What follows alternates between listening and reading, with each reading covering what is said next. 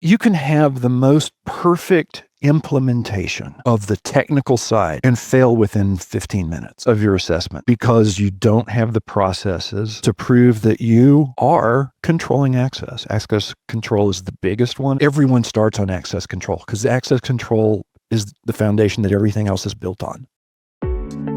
Welcome to Trust Issue by Demo, the podcast where we go beyond checkbox compliance and get real about security. In every episode, we will break down what's happening in the world of CMMC, cybersecurity, and GRC, straight from the people building, auditing, and living it. Real conversation about real security.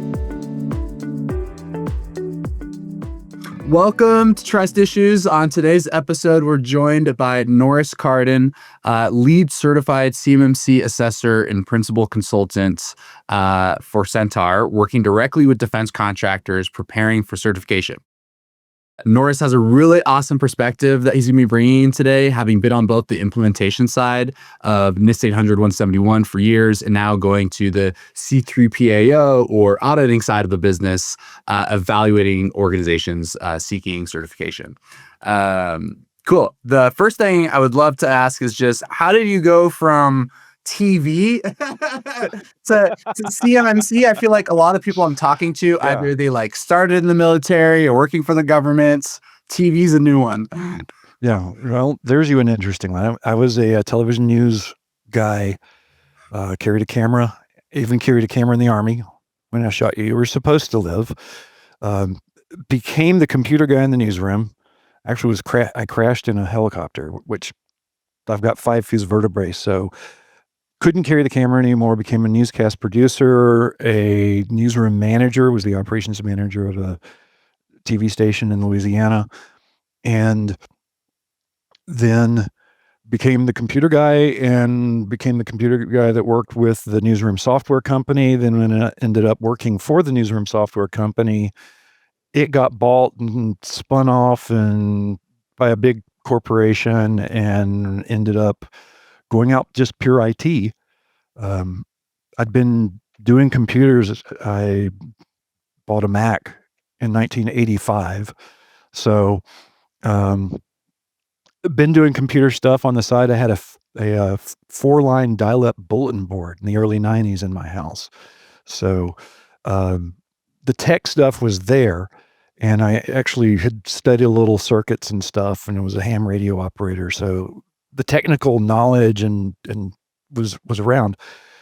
So from the newsroom Windows Server type of thing with Windows for Work groups and desktops, working with that and the dial-ups and my own things that migrated to the internet.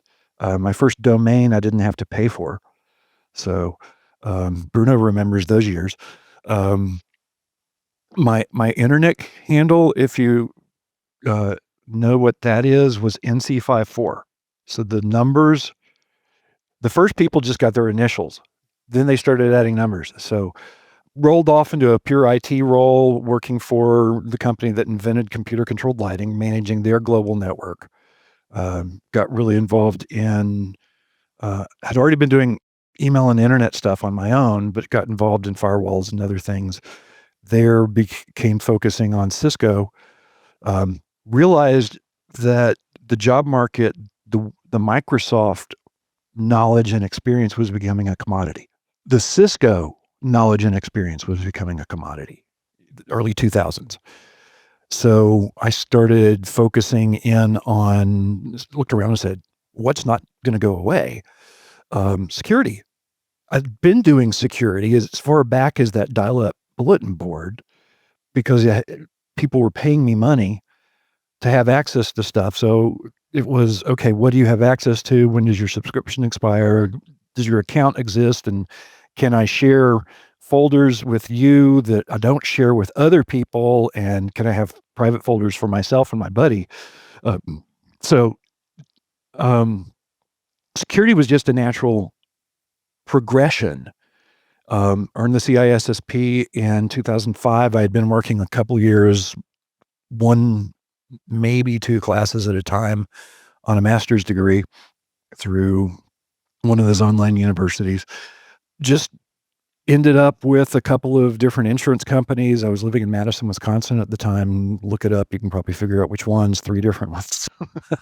Um, and became experienced there, got the CISA, the Information System Auditor certification, rolled back to playing photographer for a little bit. I was telling you earlier that the job that moved me back to my hometown in Tennessee was to build the internet piece of a fiber to the home project. So TV, internet, television, or telephone. So internet brought me back. I ended up at doing the first IS internal audit job at a large credit union. Buddy of mine in Wisconsin started an MSP. He said, "Hey, come work for me, do my networks and firewall stuff." I've been a Fortinet reseller myself, an engineer since 2008. Also have experience with Checkpoint, Cisco, and other stuff. So picked up a job at with one of the major auto manufacturers in the US. I don't know if I can say Nissan or not, but um, in their information security group. So my background writing, I'd been editing people's content, their text, their scripts. My ability to write and edit. Nissan picked me and said, "Hey, we need somebody to help us with vendor contract negotiations." So assessments, kind of already been doing some, assisting companies with PCI prep and ISO prep and other things. Never really been an auditor, but so we were doing vendor assessments. So third party vendors come in, try to sell you something, and the buyers and the business side and the legal side are saying, "Okay, great. Now tell us which of these vendors is better equipped to protect our data." So we used NIST CSF, the cybersecurity framework, to do assessments, just simple assessments of vendor A, vendor B, and then did the contract negotiation. So that was, some of it was easy, but some of those were huge companies, and working with all sorts of levels of lawyers and business people, and making sure that the specific language to the contracts met the desired requirements. So not quite DoD-ish, but sort of. And then got picked up after COVID killed that contract. Got picked up with a company, Mad Security, out of Huntsville, close enough to drive to, actually almost the exact same distance from me to Nashville and me to Huntsville. So worked with them as a CMMC gap assessor and consultant for 4 years. We would bring in a client would come to us with usually zero ready for CMMC. Like, what is this CMMC thing? Why do I have to do it? I need to do it. So this was CMMC 1.0. This is 2020. And where you had to have not only it written and doing, but you had to have a policy for it. So CMMC 1.0 was initially going to be different point levels for, are you doing it? Do you have it written down as a policy? And second, do you have, or the final, do you have a policy and procedure to do it? Which fortunately they took that away, because we would never be getting hardly anyone. It's hard enough right now.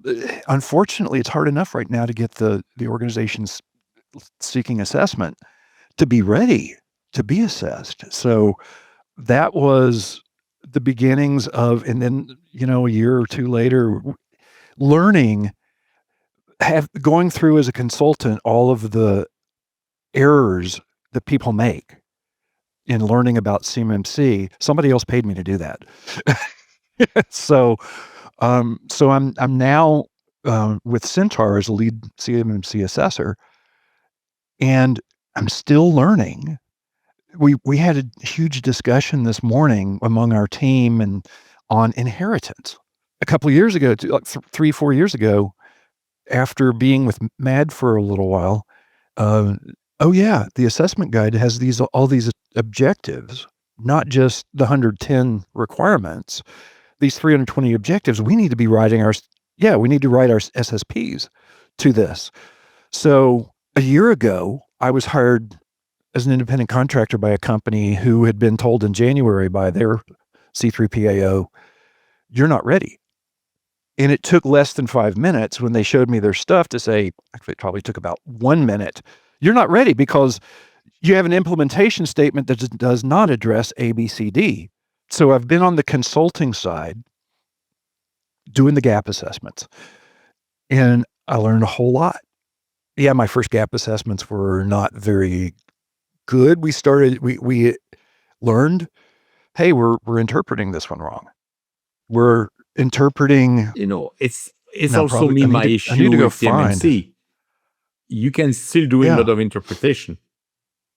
You know, it's I can put 2 or 3 assessors in the same room, and on some will be Oh yeah. And we'll get to one stupid little thing that an assessor and I had an argument over. So, but going from being the consultant, learning that, one of the, and as I self-funded because Mad Security did not pay for me to get the CCP or the CCA. So I self-funded $6,000 to get the CCP training, the CCP certification, the CCA training, the CCA certification, the lead CCA. During the year that I was going through that, it was almost exactly a year between the first time I talked to, because I knew the Centaur people because they were in Huntsville, but the first time I talked to their recruiter to when they sent me the, hey, come talk to us again. And I knew a couple of the people, the CISO who runs this, started up this C3PAO section. He and I talked over the years at ISSA events. Hey, what do you think of this? What about this FIPS thing? The firewalls are going to get patched. And so all of that stuff, all of those questions that the organizations that haven't been doing this for years start not really knowing it, not really thinking about it, or maybe it pops into their head, hey, it says FIPS validated, but this is not the version that's FIPS validated. So what do I do? So a lot of those things, yeah, I've had the opportunity to work through in my own head and learn from others and learn from doing. And you kind of touched on the different interpretations of something in talking with, as I was getting my assessment certificates and I was sending out updates to C3PAOs and saying, hey, this is my status. I'm going to be available. If you want to get me now as a professional, you can. Anyway, in interviews, multiple C3PAOs, when they interviewed me, pulled up 3.3.3, which is event review. Bruno's nodding his head. Review and update logged events. 5 words. And it's so misunderstood by people, and I misunderstood it for years. What that's asking you to do is periodically, not every day, this isn't, hey, go look at what's logged. This isn't the review what is in your logs. This isn't the go and make sure that... Always make sure you have a log. It's make sure you have the logs. It's to make sure you have the logs and the logs are logging what you need them to log. And that the ones that are supposed to be logging are there. I've heard of a client, they upgraded their firewall, put a new firewall in, had a DibCAC high. This was before the CMMC stuff. Knew that everything was good. They upgraded a firewall. They missed 2 things when they replaced the old firewall with the new firewall. They didn't have all of the logs going that they expected to have going. They had some. I can't remember what it was that wasn't logging that they weren't getting, but doing their continuous monitoring. And the other one was they didn't set the time source to be the time source that their SSP, their system security plan. One of the requirements is specify your time source. New firewall. They forgot to double check and make sure, hey, new firewall, let's make sure our time source is right. But their continuous monitoring, which is not your annual, hey, let's annually look at everything, but your continuous monitoring plan that you need to have of, hey, and one of the best ones I've seen is in January, we're going to go over these 10 controls. We're going to look at these 5, 3, 2, 3, whatever policies that are related to these controls. We're going to check those out. February, we're going to do another batch. March, we're going to do another batch. I've also seen it to where every week we're going to make sure these things are going. I believe like the way I do it is monthly. Same thing. So monthly you divide, and every month you go over, so you don't have to do one full week to review all at once. Yeah. Well, the other way I've seen it is, okay, these are things we're going to be checking anyway every week. Like, did anyone try to log in from Istanbul? On those weekly things, we're going to check these things that are relevant to that type of a check. On a monthly, maybe quarterly, we're going to confirm that the list of users in Active Directory match the list of users that I have as so for authorized. Me, it's interesting what you are saying, because for me, the way I see it, I take at BMO client, we have two teams, the security team and the compliance team. Oh yeah. The security, but this is smaller organizations. The security team is supposed to be reviewing this is their job, to look at, compliance. Yeah. Who's doing compliance? So there's two ways to do that. And one of the SSPs I saw that did it that second way had every single objective in the SSP stated this would be reviewed weekly, monthly, quarterly, every 6 months, and then in the back of the SSP in an addendum was that list of every month we will do the ABCD or 3.1.4 3. Whatever. Every quarter we do these. So it was really well laid out. But personally, my preference is probably that January we check these, February we check these.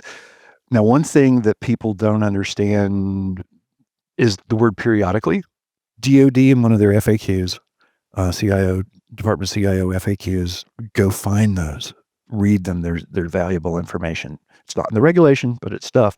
They define, or maybe it was one of the memos, but they define periodically as no less than annual. And a lot of companies, and this was a template SSP provided by a FedRAMP approved, FedRAMP ready company, provided a template to their clients that had the requirement for periodically reviewing everything as monthly, not once a year.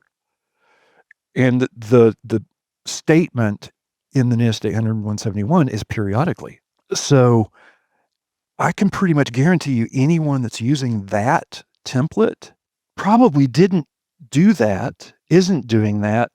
And if their assessors are on the ball and know what they're doing, they're going to fail. Because they say, in one of the things that companies need to understand is it's the SSP that's getting assessed. The system security plan is what's getting assessed. If you're doing it, that's awesome. But you got to show me. You got to demonstrate in words how. It's almost like you're telling like your wife that you're committed to going to the gym every day. You're like, well, you don't have to go every day.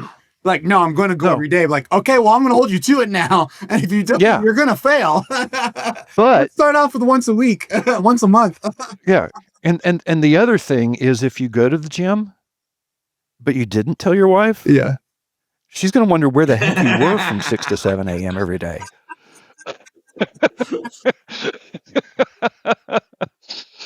So you gotta write it down. Yeah, I like that. I'm gonna use that somewhere. You don't gotta go to the gym every day. Yeah. One of the other things we run into, and my boss came up with this one. The little companies that say, okay, why do I need to be CMMC assessed? Why do I need to get that certificate? I don't have any CUI. I've never had CUI, and anyone that's worked with the DoD knows that DoD has been negligent in the past about labeling stuff as CUI. So they say, I don't have CUI. Why do I need this certificate? Well, one, the DoD says if you want to get a contract, you got to have it. But what they need to understand, and my boss describes it this way: you've got a restaurant, you're building a restaurant. You don't have food yet. You don't have customers yet. You have to be inspected before you can open. You have to be able to show the inspector, this is where I'm going to store my food. This is where I'm going to prep my food. This is how I'm going to prep my food. This is where I'm going to clean up. This is how I'm going to clean up. This is how I'm going to keep the restaurant clean and neat. And we've got all the things to keep rodents out and whatever. You're preparing the restaurant to open. You're preparing your business to do business with the Department of Defense when they require a CMMC certification. I just today saw something that the Navy released about their one of those things that they do for smaller businesses, or we're trying to try new things to give them the chance to bring something to the Navy that the Navy would want to buy. But it specifically said that to bid, you had to have done a CMMC self-assessment. And we're in the year right now until November where the DoD has said with the phased-in approach that self-assessments are acceptable. But this proposal thing that they have out that I saw, and I could share the link or whatever later, specifically said that they may require an actual certificate before you can be awarded a contract. So my client last year that I worked with for 5 months, they really only see CUI in the bid proposals. Most of their workers actually work on military bases using government furnished equipment. So they're out of scope and they get to access all sorts of CUI and in doing their work there. But this company only sees it during the bid process. If I'm DoD and I'm saying, I want you to protect my CUI, and by the way, you're only going to get CUI when you're bidding. If you want to bid, you'd better have a certificate. There's so much in the, and I touched on this earlier, and Bruno and you guys have probably talked about this also. There's so many companies that just aren't ready. They come, we talked, what one happens? Like, I would imagine that most of the people are more likely not ready. So what happens? Let's say Centaur is working on, I don't know, 100 CMMC assessments right now. Well, our first step is the sales process tries to weed out as well as they can. Okay. You're not ready. We're not going to sign you up unless our sales guys. Oh, interesting. I guess for them, it's right. The person has to be ready. Like on our case, we prep the company. We do their level. So when we say from a BMO, you are ready, then we engage the C3PAO. Sure. And the C3PAO knows. So for you, you'll turn people away and say, like, I'm sorry, I'm here to do an engagement with you because you're going to take up too much of our time because you're literally not ready. There's 4 phases in a CMMC assessment. Hopefully most companies will never get to phase 4, because phase 4 is you have a POAM and you need to fix some things that we found wrong. Phase 1 is we're looking at, are you ready? Are you prepared? So we have a kickoff call. Then we have a scoping call, and the scoping call is actually required. I don't know if they called it that, but we call it that. There is a call required by the regulation, or a meeting. We have to agree on the scope. They have to show us evidence that there is enough information there for us to do an assessment. We're not assessing anything. Now, we may choose to look at a couple of the 5-pointers, the biggies, and say, you haven't written this right. Or like the example I gave of my client last year, who didn't even put out stuff by A, B, C, D, didn't even address each objective. If we get to the scoping call and you provide us with your SSP, can be your draft, doesn't have to be your final one, your network diagram, your data flow diagram. And if you look at us and say, what's a data flow diagram? What's a network diagram? We're not going to be ready. If we get that and we can't agree on the scope, well, one of the things that's required is we do agree on the scope. We have to agree. They have to present, yes, these are our CUI assets. These are our CRMA assets. These are our security protection assets, et cetera. This is out of scope. Our guest network doesn't have anything. It's out of scope. It exists or whatever. And in the scoping call, we make a determination, are we good to proceed? So, and this is stuff that a year ago I didn't know, because when I was working with that company that got told, no, you're not ready, it was okay. And I was had just been training for the CCP certification. No problem, tell me if I'm correct. You cannot really tell, you can just say you're not ready, but you cannot really give detailed information, correct? Because you are the assessor.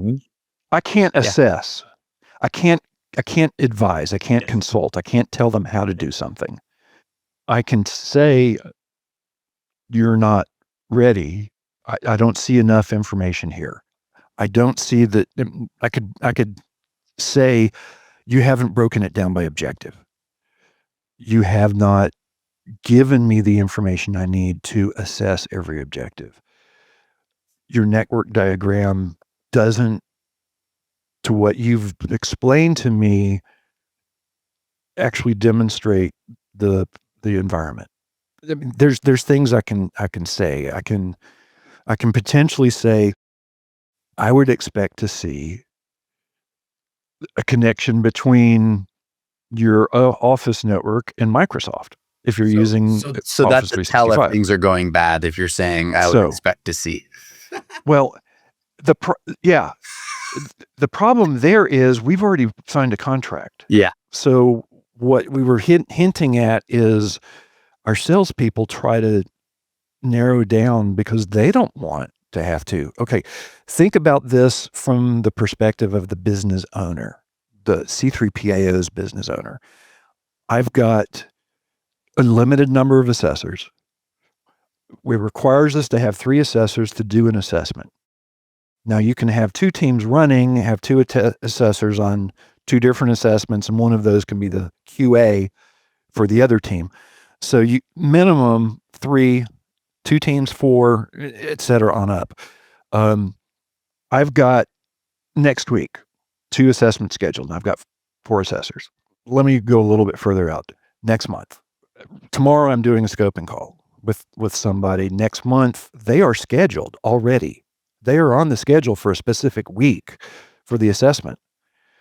If they come to the scoping call, they're not ready, and I as a lead assessor say, you're not ready, we're going to have to reschedule you. I now have my boss now has 2 assessors, minimum, possibly 3, not doing billable work that week. 6 months ago, when I was trying to find a job, 6-8 months ago, I was looking at 1099, the contract as needed stuff, which there's some awesome numbers out there being thrown around for lead CCA to do those. But I mean, you're responsible for your own insurance. You've got to have your own liability insurance. You've got to take care of everything yourself, pay the taxes, et cetera. And what if you're a 1099 assessor? You were planning on being able to take your family to Disney World because you had something scheduled. Now you've got a week where you were planning on income and you don't have it. So to the individual contractor, it's a little bit different than me as a W-2 now. As an employee, my boss now has to come up with something for me to do.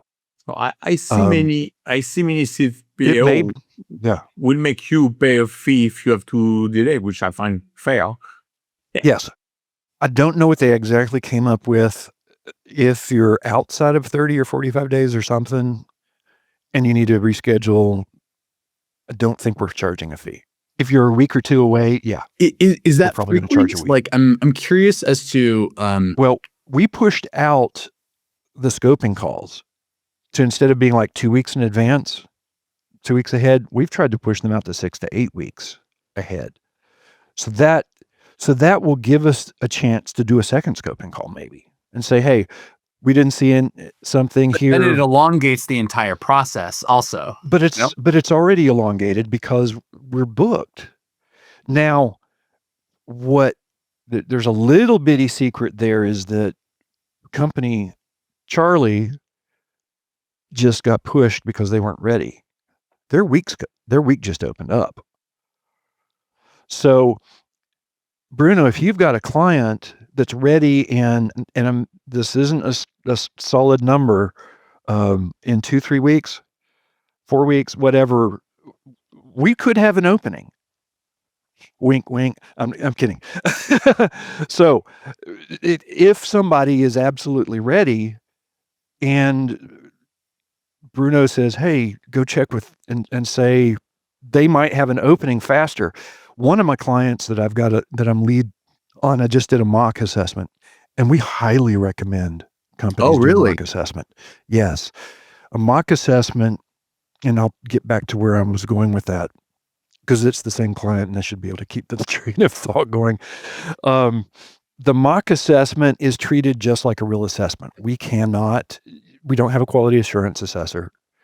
Sometimes they're only done with one assessor, but usually it's still two. So there's a little bit less overhead in doing it because we don't have the QA. And it's possible our sales guys might charge a little bit less for the mock if we're doing the formal also, but it's the exact same thing. We run through it as if we were assessing. We can't consult. We could say, I would expect to see that all of your devices are using the same time source, and you're going to get a report that says not met. And that will give an organization the chance to have time to go back and fix it. It also gives you a chance because we're trying really hard to not have someone be a lead assessor in 2 successive weeks, back-to-back weeks. It's a whole lot easier to be the second assessor. Lead assessor has more responsibilities, has to keep things going, has stuff to do outside of the time that you're interviewing. Of course, the second assessor is also going to preview stuff the week before or a few days before and get an idea of what's going on and what's there. They'll have been on the scoping call probably. What percentage of organizations are doing the mock audit these days? A third. A third? I would have expected a little higher because third to half. For me, I've only been with Centaur since December. Yeah. But I would feel like for me we tell our client you should do the mock again from a perspective of it's better for you to have a second higher likelihood of achieving certification, right? Yeah. Yeah. Third, I'd say a third to half. Okay. I'd have to go back and look at the number of that I've got. For the people who aren't doing the mock, I find that really interesting. For the organizations that don't decide to do the mock, there's higher risk that you fail. Yeah. Oh yeah. Does that ever happen? Of course. Oh yeah. Oh, well, okay. Yes. Now there's an interesting thing that was, if you were a follower of the Cyber AB organization that keeps the everybody up to date ecosystem, they have their monthly town halls. Highly recommend we attend them. Attend those or look back at them. A couple of months ago, it was brought up there that it's possible to convert an assessment that's ongoing that you've started into a mock. If you failed, that failure gets reported to SPRS and DoD will see that you failed. If you have the plan and DoD looks at and says, okay, you've done a self-assessment and you have a plan, but then you fail, self-assessment and a plan with a fail is not going to get you something. We had a discussion internally. We really don't want to do that. We'd rather be harder, and harder is not quite the right word, more firm in looking at the details for the scoping call during the scoping to say, yes, you're ready. No, you're not. I'm not going to take the time for a scoping call to go into every single requirement and notice, and there's no way I'm going to know up front that your time sync on your firewall and your Active Directory server are different sources. There's no way I'm going to know that until the actual assessment. Now, the good news is that one's POAMable. So I have a question for you that I always wonder. So maybe you can, if I go to the SOC world, and as part of the SOC is you were doing type 1 and you had 3 months, you need to have data for 3 months before you could go to SOC 2 type 2. For the CMMC, when you go do the assessment, do you need to have X month prior of running it, or do you consider the assessment can be your month number 1? And which means you don't have much history of you going through the... Let's go back to the restaurant. You're building a restaurant that you intend to serve food in. If you've got, where I'm understanding is you're saying, okay, I've got a new exactly new like the restaurant. We just created a new enclave. Or, we were going to do the whole enterprise and it's just too darn much. So we've built an enclave. If you're not going to be able to show me that you've got a year's worth of audit records because your SSP says you're going to retain everything for a year. You've been in it for probably a couple of months. You may not have had a chance to do a tabletop exercise and test it. Do you have it on the calendar? Do you have a plan that shows me that you will meet this requirement that you say you're going to meet? You haven't been around for a year, so you haven't done a periodic full assessment. So yes, it is possible. We'd like to see some evidence that you followed change control. You've added a user. You followed the change control process. You did a background check. Maybe it's a new enclave and everyone's already employed. To your point, you have to authorize. I see something different between, I need to prove background check. I would expect you to do background check independent of compliance. You should be doing it. Versus, I'm going to show you that I have kept 5 years of the log, whatever, I'm putting a number. I just consulted with a company that is building an enclave, helped them write their SSP and everything. All of their employees, they're only going to have 5 people in the enclave. But these 5 people, when they were hired over the past 4, 5, 10 years, had background checks performed. They don't have to have a background check again to be authorized to be in the enclave, but they have to be authorized, and you have to have written a process for how you're going to authorize. You got to follow that process. And one of the things, and I'll throw this out as a pet peeve of mine, it'll pass, probably. An organization says to me, Active Directory is my list of authorized users. How did they get there? Who added them? Did a hacker get into your system last week and add a new user? And you're telling me that your system of record, your authority for who is authorized as a user of this environment is the fact that they have an account in Active Directory. And what happened if you fired someone? Did you remove the account?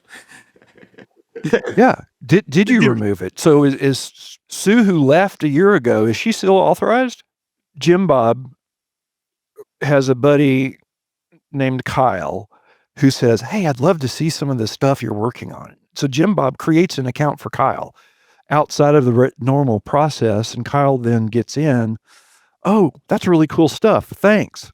Jim Bob created an account for Kyle. It's in Active Directory, and if Active Directory is your system of record, the account exists. So obviously, because you say that Active Directory is your system of record, that he's authorized, right? So systems, users, there's all sorts of everything interconnects. There are requirements at the beginning of 801.171 that relate to requirements halfway through, 2/3 of the way through. They roll back and forth. I would love to have an AI that can help me look at the SSP and the policy and say, this sentence in this policy is related to these 3 requirements. So that's going to come. We will never see an AI able to do the determination of is it adequate or is it sufficient? And that's another thing that OSCs, the organizations out there, don't know is the difference. We're assessing, one of my coworkers calls it, we're calling balls and strikes. I've pushed it a little bit further and said, I'm not going to criticize you on your pitch selection or the fact that you put your third baseman over between first and second base. Did you throw the ball down the middle and is it a strike? If so, great. Where you have a requirement that's an objective, we'll have to go here, by objective. If you have an objective that says define or identify, you'd better have defined or identified. That time sink source is one of those. It specifically says define it. So like these are lots of like tips and tricks, but like if you're like an OSC and you're doing this for the first time, how are you supposed to know all these tricks that you already know? Hire somebody that knows what they're doing. Yeah. That's it. The company that hired me last year had an internal IT manager who said, "Yeah, I've read in this 800-171. I can do this. I can get us ready." And obviously didn't. There are a lot of companies out there who RPO, the marketplace, the CMMC marketplace is a good place to start. But I will tell you that the RPO side, the registered practitioners and the registered practitioner organizations, it's a pay to play. I plopped down $500 in 2020 when I still didn't even know that you needed every objective in your SSP. I was an RPO or an RP, sorry. RPO is the organization. I was an RP. My training provided didn't I remember taking even the first test, and it was easy to get, and you're like, I don't feel like I know that much. Oh yeah. Yeah. And it didn't go over 800-171. It went over the ecosystem. It was like, what is the cyber AB? What is an RP? What is an RPO? What is a training organization? What is an assessor? It was that type of thing. So I highly recommend get somebody. If you go to the marketplace and look, what is it now, about 800 certified assessors? I can't remember the number. 400 or 500 of those are leads. There's 1,100 professionals. I should have looked at those, but those numbers are probably out of date.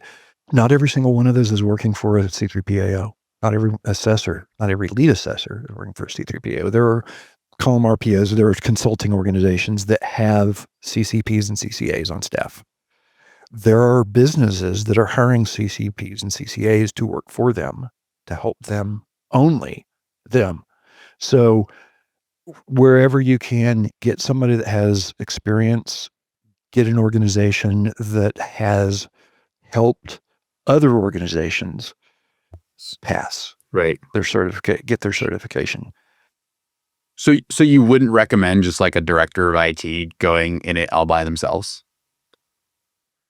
Do they understand NIST 800-171? Do they understand if they have experience with 853, with RMF, with the world of NIST? For me, my learning on my side is also, you may understand the IT side, but do you understand paperwork, the process, the expectation? I think it's this, I'm not. The company that hired me last year, that I spent 5 months in there full time, just about.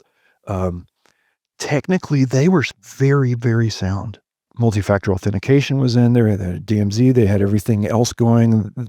There were some segmentation things we had to come up with, and we had to come up with other stuff. But they had one policy that I kept. One policy I kept. Their disaster recovery. It was very well written. They were an ISO company. They knew how to do procedure. They knew how to do policy, but they didn't know how to do CMMC.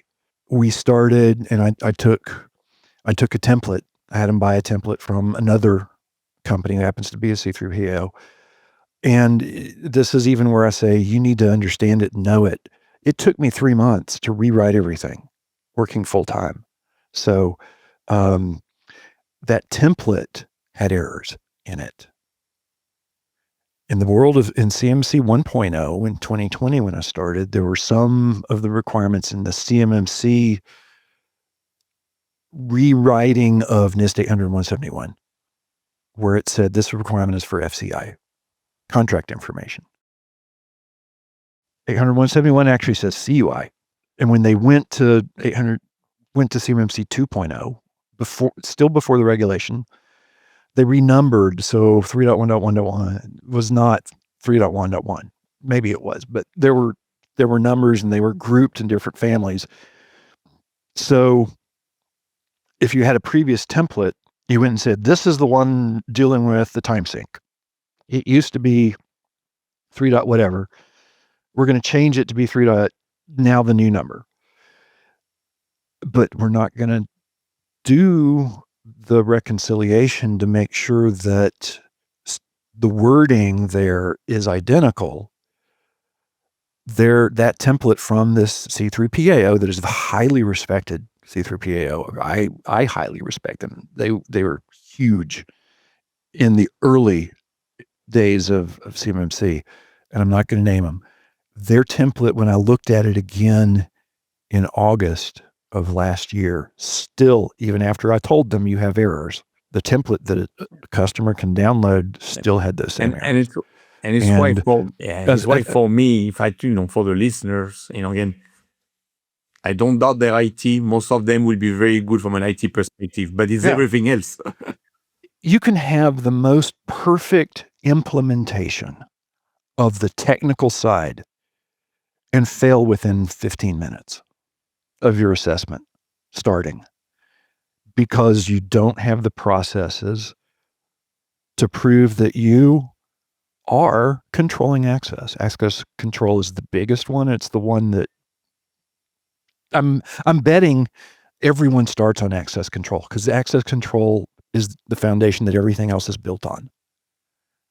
So if you don't identify who your users are, one of my clients that I consulted with not too long ago, I don't need to have a separate account for an admin, and because this guy is only an administrator. And I said, no, the account you log into is your user account, or you have identified somewhere else in your system security plan, because of 800-171, you have identified what a standard user can do. Standard user can read and edit and save Word files, Excel files, browse the internet, generally browse the internet, maybe. If it's one of those, we're wide open. Well, you've defined that. Your administrator account that you're trying to tell me is the only account you need, can it do all those things? Because there's also another requirement that says that what the standard user can do has to be different than what the privileged user can do. So now it doesn't mean that the privileged user can't do some of the things that this ordinary user can do, but they certainly are going to be able to do other things. And you don't want, if the account that you log into, if that is compromised, you've just allowed, and this doesn't get into why, but you've just allowed somebody access to privileged access. So elevated access, there are so many little things. But if you aren't documenting it, if you don't have the list of users, if you don't have the list of devices, if you're not controlling access, and you can't demonstrate it. Now, your SSP, before CMMC certifications came in, DIBCAC, the DoD organization that can come in and audit, and by the way, they still have the opportunity to do this, could call you as a defense contractor and say, send us your SSP and all supporting documents. We're going to assess that. Bruno, what was it called, a DIBCAT moderate or medium? I can't remember. DIBCAT medium. DIBCAT's going to come on site and do everything and observe and say, show me, DibCAC moderate was send me all of your documentation, your SSP and all the supporting documents. Up to date. That gets assessed. Yeah, that gets assessed. And if you can't show them with that, here's my list of users, here's my list of devices, here's my, and they're authorized in this manner, and this is how we confirm that they're authorized, and it's just not going to be good. Yeah. So you can be technically sound. Bruno's got to go, unfortunately. Yeah. But I think so. That is another episode of Trust Issue. In this conversation, help you think differently about compliance, security, or trust. Share it to help someone who is still stuck in a checkbox mode. Each week, we will keep bringing you more episodes, resources, and real-world insight from the BMO team. Wherever you are listening from, don't forget to rate the podcast and follow us to stay up to date on the latest development in the GRC space. Remember, compliance gets you certified, but real security, that earns trust. Thank you for listening.